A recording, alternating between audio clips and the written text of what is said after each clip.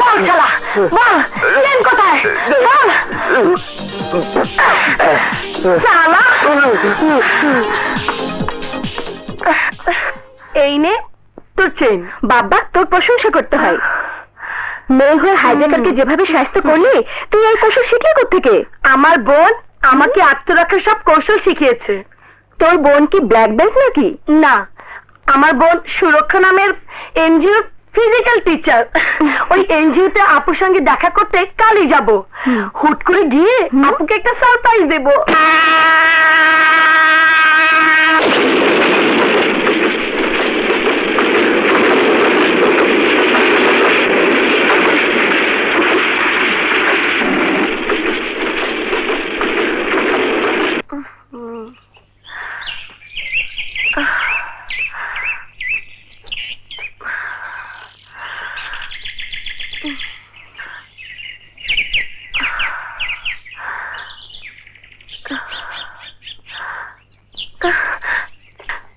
এই যে ভাই, এই এনজিও সব লোকজন কোথায়? জানি না।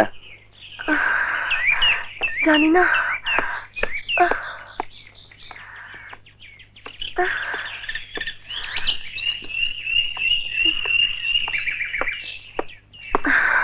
এই যে ভাই, এই এনজিওর লোকজন কোথায়? সবকিছু ভাঙচুর করা কেন বলতে পারেন? জানি না, আমি কিছু দিই নাই। হে আল্লাহ, আমার সোনালী বউ কোথায়? আমার বোনকে তুমি আমার কাছে ফিরিয়ে দাও। আমি এখন আমার বোনকে কোথায় খুঁজবো, কার কাছে যাব? I am very sorry to say, আপনার বোন 15 দিন ধরে নিখোঁজ। সোনালী আপু নিখোঁজ? আর এনজিওর বাকি লোকজন? ওরাও তার সাথেই নিখোঁজ। সুরক্ষা অফিসে গিয়ে শুধু কাগজপত্র ছাড়া আমরা আর কিছুই পাইনি। কি হয়েছে ওদের সবার? সবাই কি বাতাসে উড়ে গেছে? আহা, উত্তেজিত হবেন না মিস রূপালী। রূপালী, মাথা ঠান্ডা করে শুনুন। আমি যেদিন ডিউটিতে জয়েন করেছি সেদিনই কিছু সন্ত্রাসী সুরক্ষা এনজিও অফিসে আক্রমণ করেছিল। তারপর থেকে সবাই নিখোঁজ।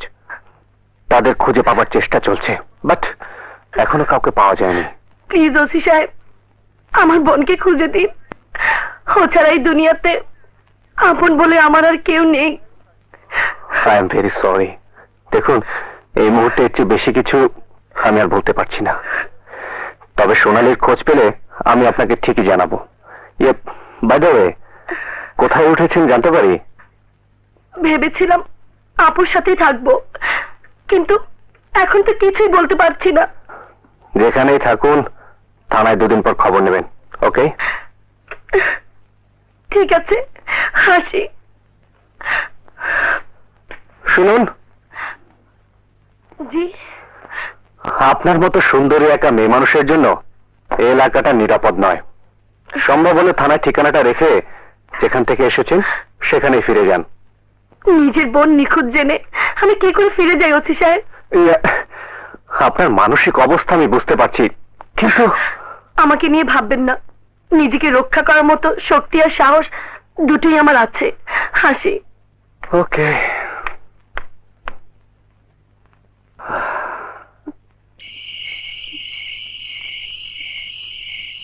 নাগমা, আগামীকালের সমস্ত প্রিপারেশন রেডি তো? হ্যাঁ মুন্না ভাই, সোনালী ওদিকে অস্ত্র, গোলা বারুদ সমস্ত কিছু রেডি করে রেখেছে।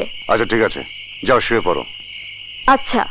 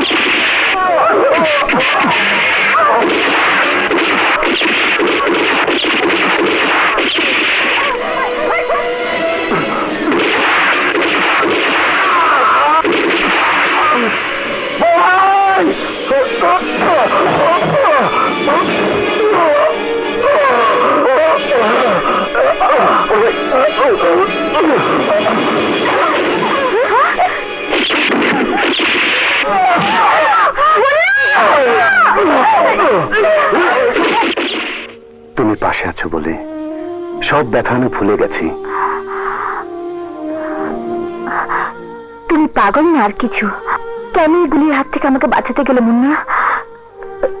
গুলিটা তো তোমার বুকেই লাগতে পারতো। তোমার জন্য মৃত্যুকে বুক পেতে নিতেও আমি প্রস্তুত।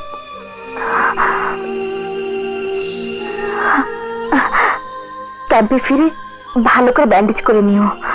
তুমি যতটুকু করেছো এর চেয়ে বেশি কিছুর আমার প্রয়োজন নেই। কেন? আমার কাজে কি কোনো খুঁত থাকতে পারে না? না, পারে না। এতখানি বিশ্বাস করছো কিসের ভরসায়? ভালোবাসার ভরসায়। ভালোবাসা? হ্যাঁ সোনালি, ভালোবাসা।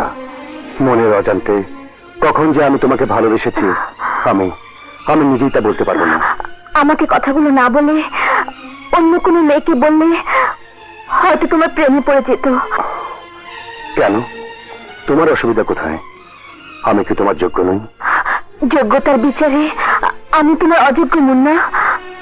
আমি সেই ঝরে যাওয়া ফুল যে তার গন্ধ বর্ণ সব হারিয়ে গাছের নিচে অবহেলায় পড়ে আছে। সেই ফুলই আমি চাই। আমার কাছে সেই ফুলই যে সবচাইতে দামি। সেই ফুলে আমি মালা গাঁথবো। তুমি কখনো কালবৈশাখীর ঝড় দেখেছো সোনালি? সবকিছু কেমন উলট পালট করে দেয়। তাই বলে প্রকৃতি কিন্তু নিজেকে সাজাতে ভুলে না। আমি তোমার চোখের স্বপ্ন মুছে যেতে দেব না। ভালোবেসে আমি তোমাকে আপন করে নেব।